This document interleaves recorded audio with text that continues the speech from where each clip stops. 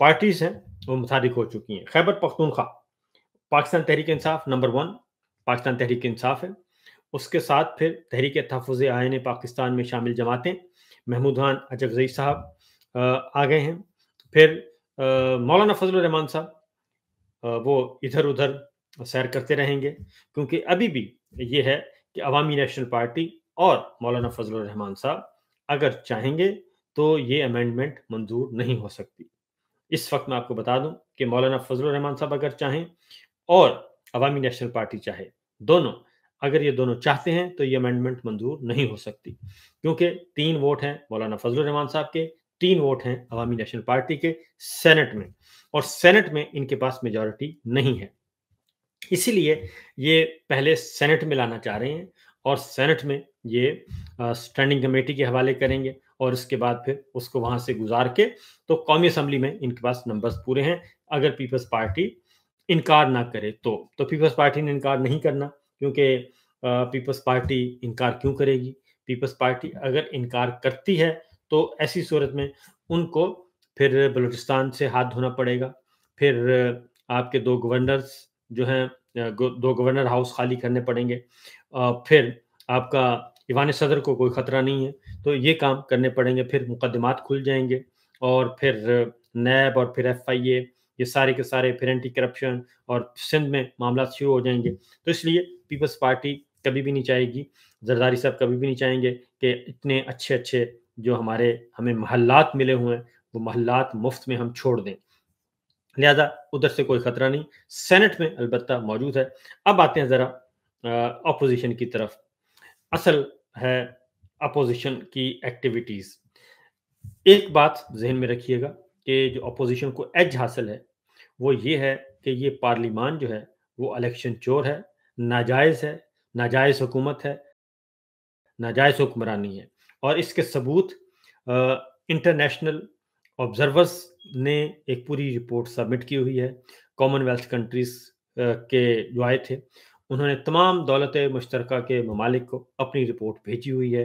अक़वाम मुत्तहिदा का जो working group है उसमें मौजूद है, यूरोपीय यूनियन में मौजूद है कि 8 फरवरी 2024 के इलेक्शन धांधली ज़दा थे, चोरी शुदा थे, नताइज तब्दील किए गए और ये सारे का सारा एक फेक सेटअप लाया गया। इसलिए उसी बुनियाद पे यही जो मॉरल ग्राउंड्स हैं वो उनको सपोर्ट कर रही हैं अपोजिशन को। कल मौलाना फजल रहमान साहब से मुलाकात हुई पाकिस्तान तहरीक इंसाफ की और फिर तहरीक तहफ़्फ़ुज़ आईन पाकिस्तान महमूद खान अचकज़ई साहब की, और मौलाना फजल रहमान साहब ने इब्तदाई तौर पर गुफ्तगू बहुत अच्छी की है और वो इब्तदाई तौर पर करते हैं। और कल उन्होंने बताया कि जनाब सूरत हाल ये है कि हम 26वीं तरमीम में हम इसलिए राज़ी हो गए कि 34 जो तरामीम थी हमने निकलवा दी थी, ज़हर उसका निकाल दिया था और इसलिए हम राज़ी हो गए। तो मैं उनकी ये बात मानता नहीं हूँ कि ये बात नहीं है। अगर वो चाहते, उस दिन उस रात चाहते तो 26वीं तरमीम भी नहीं होनी थी और ये जो आईनी बेंच गैर आईनी बेंच बना है ये भी नहीं बनना था, और आज पाकिस्तान की सियासी सूरत हाल मुख्तलिफ होती। तो मौलाना फजल रहमान साहब उस वक्त भी कंप्रोमाइज़ हो गए और आज भी वो कंप्रोमाइज़ कर लेंगे, क्योंकि उनके पास कोई ऑप्शन नहीं है और उनका जो लबो लहजा है वो बताता है।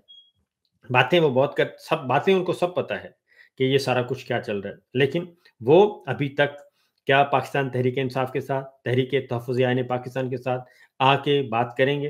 क्या वो मैदान में निकलेंगे? क्या वो एहतजाज का हिस्सा बनेंगे? और उसके लिए अभी वो सोच विचार कर रहे हैं। तो लेकिन जो हमारे पास तहरीक तहफ़्फ़ुज़ आईन पाकिस्तान है वो बड़े क्लियर है, और आज भी जो वज़ीर आला खैबर पख्तूनख्वा और खैबर पख्तूनख्वा की हुकूमत, PTI की हुकूमत, PTI जमात बतौर, वो भरपूर तरीके से अपनी तैयारियां कर रहे हैं और एक बड़ी मज़ाहमत और बड़े लॉन्ग मार्च की तैयारी हो रही है। इमरान खान साहब से मुलाकात हो या ना हो, हर 2 सूरतों में एहतजाज जो है वो किया जा रहा है। आपको कुछ शॉर्ट्स सुनवाता हूँ ताकि आपको अंदाज़ा हो सके जो लबो लहजा है हमारे, वो उसका मैं आपको बता देता हूँ, क्योंकि आज इस्लामाबाद हाई कोर्ट के सामने पाकिस्तान तहरीक इंसाफ के तमाम MNAs, MPAs और टिकट होल्डर्स आए थे। उन्होंने एहतजाज किया, भरपूर किया, धरना दिया اور سہیل آفریدی صاحب CM جو ہے وہ بھی آئے اور تقریباً 1 گھنٹے سے زیادہ وہ بیٹھے رہے ہیں ملاقات کے لیے. جناب چیمبر میں بیٹھے رہے، سیکٹری آفس میں بیٹھے رہے اسلام آباد ہائی کورٹ کے. تو ان کی ملاقات نہیں ہوئی چیف جسٹس اسلام آباد ہائی کورٹ سے، ان کی ملاقات نہیں ہوئی. اور چیف جسٹس اسلام آباد ہائی کورٹ سرفراز ڈوگر صاحب جو ہیں وہ ان سے نہیں ملے.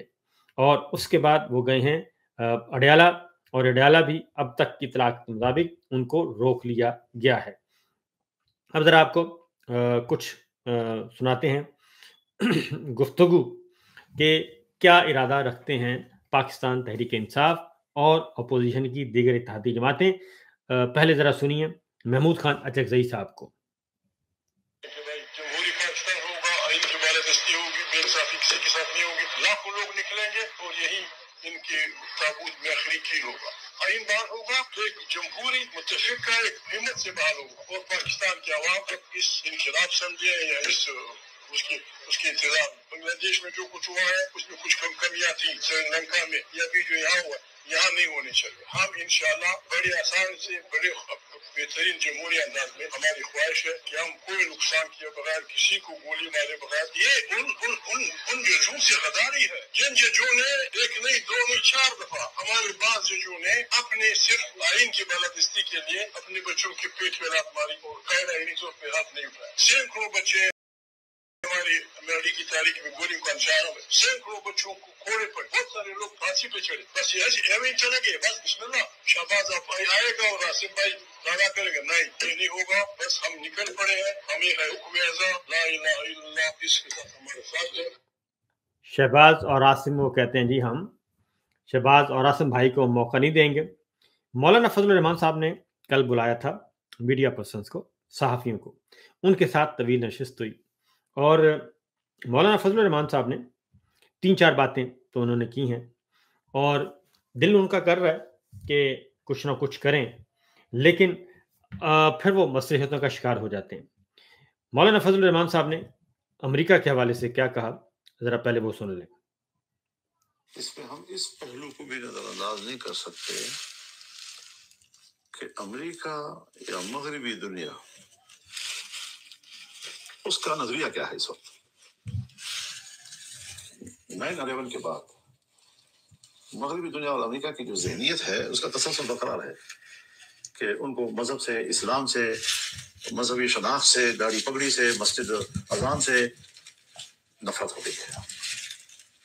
اب افغانستان میں جنگ کے ذریعے سے وہ ان کا خاتمہ نہیں کر سکتے تھے،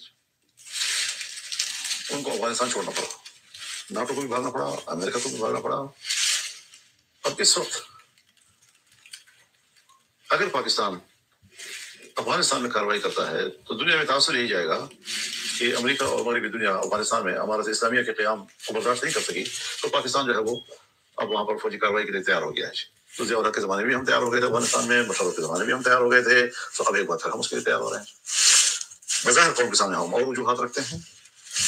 اگر آپ پاکستان کے اندر دہشت گردی کی وجہ سے افغانستان سے شکایت کر رہے ہیں تو پاکستان کے اندر دہشت گردی کو ختم کرو، اس کا کس طرح کا داخلی معاملہ بنتا ہے. تو وہ کہہ رہے ہیں کہ یہ افغانستان میں کیونکہ یہ آرٹیکل 243 فیلڈ مارشل جو اختیارات لینا چاہ رہے ہیں، تمام مسلح افواج کے سربراہ بننا چاہ رہے ہیں وہ خود، اور چاروں مسلح افواج کی کمان اینڈ کنٹرول اپنے ہاتھ میں لینا چاہ رہے ہیں، اس کا وہ بڑا 2 اور 2 4 کی طرح بتا رہے ہیں کہ یہ بنیادی طور پہ افغانستان میں رجیم چینج آپریشن کرنا چاہ رہے ہیں. اور رجیم چینج آپریشن افغانستان میں کیا جاتا ہے تو پھر ہوگا کیا، اس کے نتیجے میں پھر وہاں پہ چونکہ امارت اسلامیہ ہے، اور جب امارت اسلامیہ قائم ہے تو آپ وہاں کی حکومت کا تختہ الٹیں گے اور فوج کشی کریں گے تو اس کا پھر رد عمل بھی آئے گا، اور وہ رد عمل جو ہے وہ زیادہ خطرناک ہوگا. مولانا فضل الرحمان صاحب نے ایک اور بات بھی کی، وہ ذرا ضرور سنیے گا کیونکہ وہ کافی قدرے امپورٹنٹ ہے کہ یہ ترامیم ہے، یہ لا کون رہا. ہم نے ان کو اپنے ساتھ وابستہ رکھا اور آخری لمحے تک ہم اکٹھے رہے اور ہم ایک ایک چیز سے ان کو آگاہ بھی کرتے رہے اور ان کا اتفاق رائے بھی حاصل کرتے رہے. جہاں ان کو کسی شک پہ اعتراض ہوتا تھا ہم اس حوالے سے دوبارہ بات کرتے تھے گورنمنٹ کے ساتھ تو یہ ساری چیزیں جو ہیں اس حوالے سے بالکل واضح ہیں، اور ملک میں حضرت قوم کو تقسیم نہ کیا جائے. ایک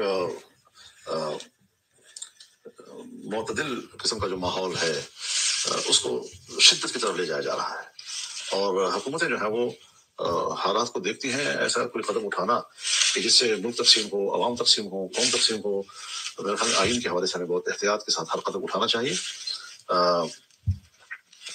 کل تک تو اسحاق ڈار صاحب کہتے تھے کہ مجھے تو کچھ پتہ نہیں ہے، اور کیا ضرورت پڑ گئی ہمیں، 26 ترمیم ختم نہیں ہوئی تو دوبارہ 6 ترمیم. اب وہ معمولی آدمی تو نہیں ہے، نائب وزیر اعظم ہے، وزیر خارجہ ہے، اور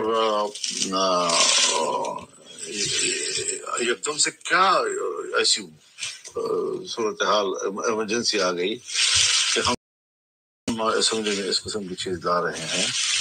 میڈیا کی دنیا میں تو باتیں چلتی رہتی ہیں، لیکن ایک حکومتی ایک منصب پر فائز بڑا شخص جب اس قسم کی بات کرتا ہے تو اس کا معنی یہ ہے کہ کوئی ایک دم ہی کوئی چیز آ گئی ہے. اور اگر جس طرح آپ لوگوں نے کہا جی کہ ان کے ایک منسٹر کہتے ہیں میں 3 مہینے اس پہ کام کر رہا ہوں، اسی سے اس کی غیر سنجیدگی کا پتہ چلتا ہے، اسی سے اندازہ چلتا ہے کہ یہ کہاں سے آئی ہے. یہ آدمی کیا خود اتنا بڑا کام کرنے کی صلاحیت کا حامل ہے، یا یہ کہ کسی نے ڈیوٹی لگائی ہوگی تو ڈیوٹی کر رہا ہے. تو اس قسم کی چیزیں نہیں ہونی چاہیے ملک کے اندر. تو وہ کہہ رہے ہیں کہ یہ ترامیم اسحاق ڈار صاحب کہہ رہے تھے کچھ عرصہ پہلے کہ ابھی تو ہم 26ویں غیر آئینی ترمیم کو بھگت رہے ہیں، تو اس لیے 27ویں ترمیم تو نہیں آئے گی، تو پھر اچانک 27ویں ترمیم آ گئی. تو کل مولانا فضل الرحمان صاحب کو محمود خان اجری صاحب بھی گئے، سردار راجہ سینیٹر راجہ عباس بھی گئے، اسد کیسر صاحب سب کے سب گئے، کھانا شانا بھی کھایا، تو وہ بھی تیار ہو رہے ہیں. لیکن اصل ہے جی تحریک تحفظ آئین پاکستان، اور عمران خان صاحب گو ہیڈ دے چکے ہیں کہ آپ نے یہ کام کرنا ہے، ترمیم کا راستہ بھی روکنا ہے. 26 نومبر کا بھی احتجاج آ رہا ہے. تو سہیل آفریدی صاحب جو ہیں آج اسلام آباد ہائی کورٹ کے باہر بھی آج وہ بھی موجود تھے، سپریم کورٹ آف پاکستان بھی انہوں نے وہ دروازہ بھی کھٹکھٹا لیا، اسلام آباد ہائی کورٹ کا بھی کھٹکھٹا لیا، اڈیالہ جیل کے باہر بھی پہنچ گئے. آج ملاقاتوں کا دن ہے، ملاقات نہیں ہونے دی جا رہی. تو اب ذرا آپ کو سنواتا ہوں خیبر پختونخوا کا درجہ حرارت اور سہیل آفریدی صاحب کا بھی. اور سہیل آفریدی صاحب آج گئے تھے لیکن ان کو ملاقات نہیں کرنے دی گئی. 27ویں ترمیم کے بارے میں کیا مسئلہ ہے، خیبر پختونخوا کی گورنمنٹ کا کیا پوائنٹ آف ویو ہے، ذرا سنیے. آئینی ترمیم آ رہی ہے، وہ بھی جو ہے ہمارے پارلیمانی اجلاس میں انڈر ڈسکشن تھی، کیونکہ اس کے خد و خال ابھی تک پراپر باہر نہیں آئے.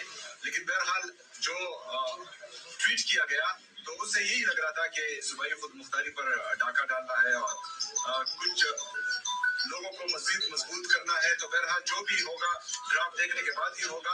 لیکن کوئی بھی ایسا اقدام جو جمہوریت کو کمزور کرے، جو صوبائی خود مختاری پر حملہ ہو، ایسے تمام حربوں کو انشاءاللہ تعالی پاکستان تحریک انصاف اور پاکستان تحریک انصاف کی لیڈرشپ کو مسترد کرے گی انشاءاللہ.